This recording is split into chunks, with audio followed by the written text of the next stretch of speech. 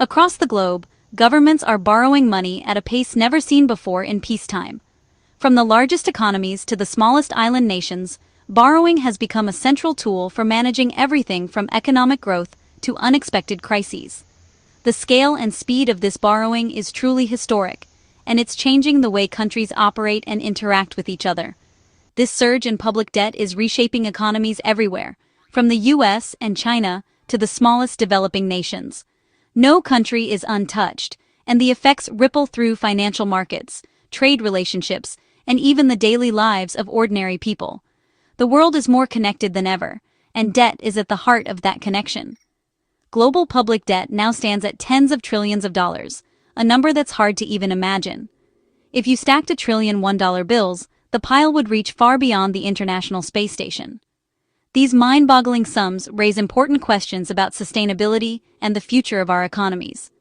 Major events like the 2008 financial crisis and the COVID-19 pandemic forced governments to spend massively, leaving a legacy of debt. These crises showed how quickly economies can be shaken and how borrowing can be a lifeline, but also a burden that lingers for years, shaping policy and priorities long after the emergency has passed. But what does this mean for us? For families, workers, and future generations, government debt isn't just an abstract number. It can influence job opportunities, the cost of living, and the quality of public services we all rely on. In this video, we'll break down what government debt is, why countries borrow, and the risks of too much debt.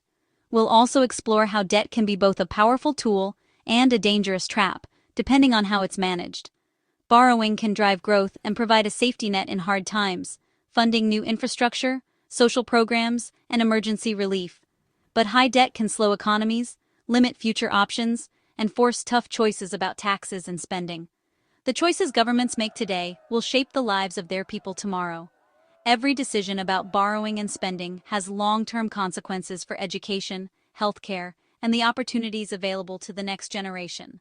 Debt affects the taxes you pay, the services you receive, and the opportunities available to you and your children.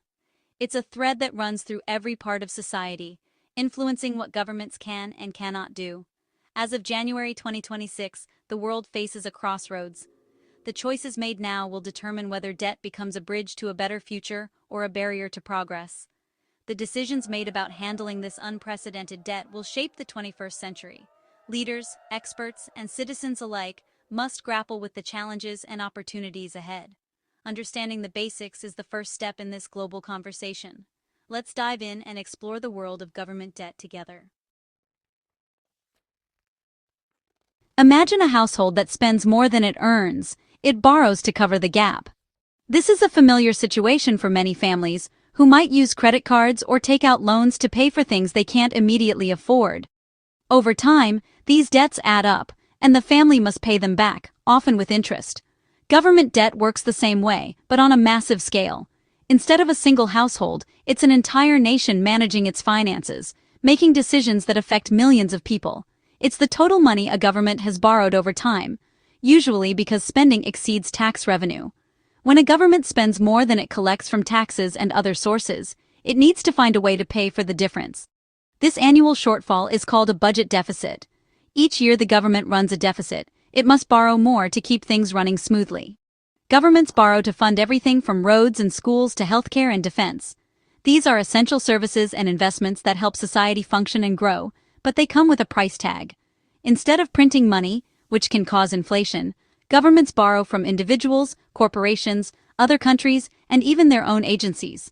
They issue bonds and other forms of debt, promising to pay back the money with interest in the future. Each year's deficit adds to the total national debt. Over decades, these annual deficits can accumulate into a very large sum, especially if the government rarely runs a surplus. The deficit is what's borrowed in a year. The national debt is the sum of all past deficits, minus any surpluses. In other words, the debt is the running total of what the government owes. Think of it like water filling a bathtub. The deficit is what you add this year. The debt is the total water in the tub. Even if you stop adding water, the tub remains full until you drain it. Even with a balanced budget, past debt remains. The government must still pay interest and eventually repay what it owes, just like a family with an old loan. Government debt is a promise to repay, with interest. investors and lenders trust that the government will honor this promise, making government bonds a key part of the global financial system. The size of a country's debt reflects its history: wars, crises, big projects, and political choices. Every major event leaves its mark on the national balance sheet, shaping the debt we see today. Understanding this is key to grasping why global debt is such a pressing issue. It affects economies, influences policy decisions, and impacts the lives of ordinary people around the world. So how do governments actually borrow money to fund their ambitions and keep their economies running? The answer for most countries is by issuing bonds, a powerful financial tool that has shaped the modern world. A government bond is essentially an IOU. When you buy a bond, you're lending money to the government, and in return, they promise to pay you back later, plus interest. This simple agreement forms the backbone of public finance. Bonds aren't just for big investors. They're sold to everyday citizens, large corporations, pension funds, foreign investors, and even other governments. This wide range of buyers helps spread risk and ensures governments can raise the funds they need. The result is a vast, interconnected web of financial relationships. Money flows across borders, linking economies and creating a network of mutual reliance that can both stabilize and complicate global finance. Take the United States, for example. It relies heavily on foreign capital to fund its government, while investors around the world view U.S. bonds as one of the safest places to park their money, especially in uncertain times. The interest rates governments pay on their bonds depend on how trustworthy and stable they seem. Countries with strong economies and good reputations can borrow at low rates, while those seen as risky must offer higher returns to attract buyers. By issuing bonds, governments can raise enormous sums of money for vital projects, like building highways, schools, or hospitals, and spread the cost over many years, making large investments possible without sudden tax hikes. From the highways that connect American cities to the green energy projects powering Europe, bonds have financed the infrastructure and innovation that define our modern lives. In fact, bonds are the backbone of government finance, quietly supporting everything from public services to economic growth. But borrowing isn't without risks. If a government takes on too much debt, it can strain the system, leading to higher interest costs, economic instability, or even crisis. Bonds have not only built nations, but also tied them together in complex, sometimes fragile ways, making the world's economies more connected than ever before. To truly understand how countries plan, grow, and face challenges, you need to understand bonds, because they're at the heart of how nations fund their futures and shape the world we live in. Debt isn't always bad. When used wisely, it's a tool for growth. Governments borrow to invest in infrastructure, education, and research, projects too big for a single year's budget. These investments create jobs now and boost productivity for years to come. Better roads, reliable energy, and widespread internet make economies more efficient. Growth from these projects generates more tax revenue, helping pay back the debt. Funding education and science builds a skilled, innovative workforce, the real engine of prosperity. Many landmark achievements, from the space race to the internet, were fueled by government borrowing. Public debt, when used for smart investments, is a way to build a better future. The key: borrow for projects that deliver more value than they cost in interest. Done right, borrowing is a powerful engine for progress. In crises, borrowing becomes a lifeline. When disaster strikes, like a recession or pandemic, tax revenue falls while spending needs soar. Governments borrow to fund unemployment, support businesses, and bolster healthcare. The 2008 financial crisis and COVID-19 pandemic saw governments borrow trillions to prevent economic collapse. These actions, though costly, likely averted deeper disasters. This is called counter-cyclical fiscal policy. Spend more in bad times, save in good times. Borrowing smooths out economic shocks and protects citizens.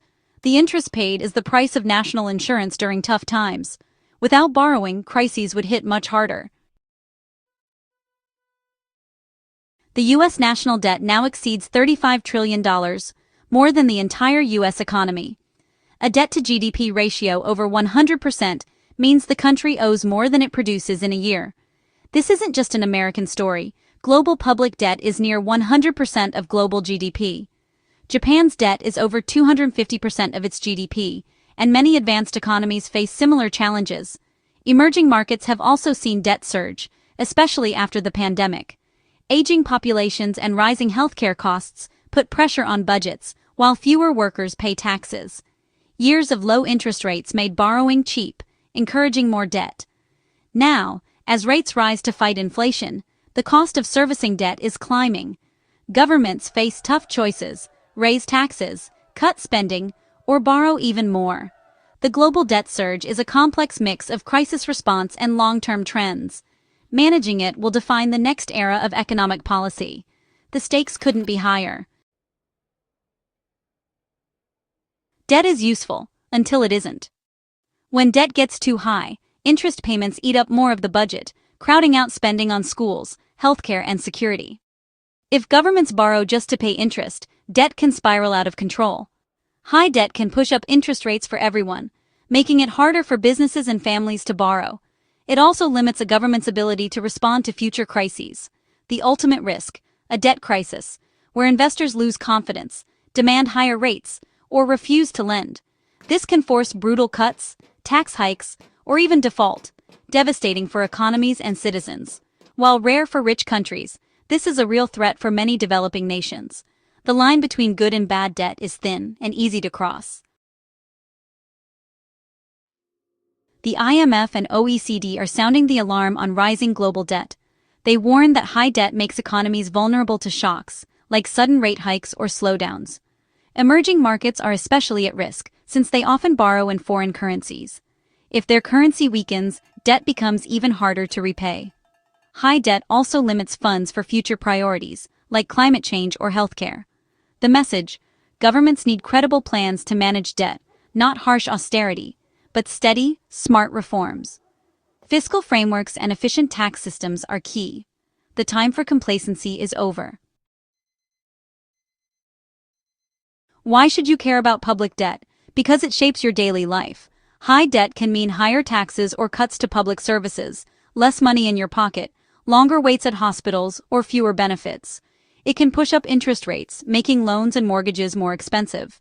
Your retirement savings could be at risk if a debt crisis hits. Economic instability from unsustainable debt makes planning for the future harder. Public debt debates are really about national priorities. What kind of society do we want?